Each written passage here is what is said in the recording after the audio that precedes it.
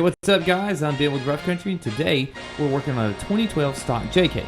Now the owner of the Jeep wants to get a set of 33-inch tires on this JK, and he's picked some Mid-O Terra grapplers. And to answer a question we get all the time, how much lift do I need for 33s? Well, on JK, we're going to install Rough Country's 2.5-inch lift kit. So first step on the install, of course, read the instruction sheets. But secondly, we start by disconnecting the sway bar link and then the brake line on the frame mount.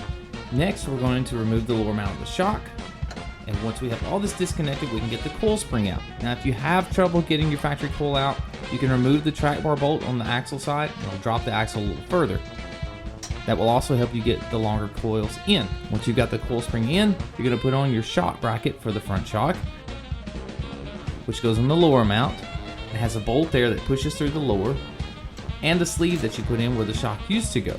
And once you've got those bolts in, you can tighten down the shock, and that's done. We've got our shock bracket on, we've got our coil spring in. We're going to go back to our sway bar link and we're going to put it back into the sway bar.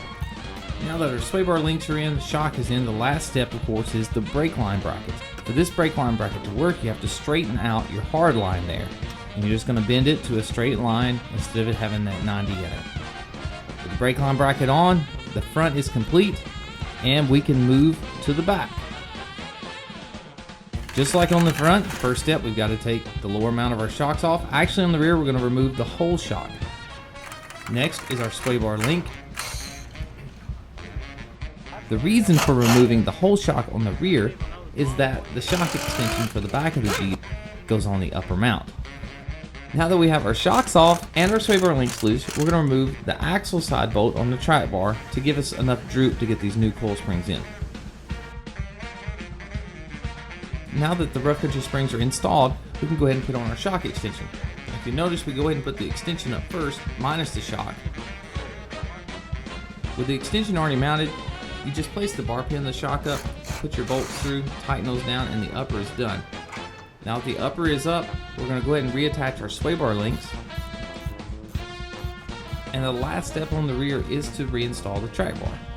With the front complete, new coil springs, shock extensions on the lower, and on the rear, we've got new coil springs and shock extensions on the upper. That's our Jeep from this to this. Now you tell me which looks better.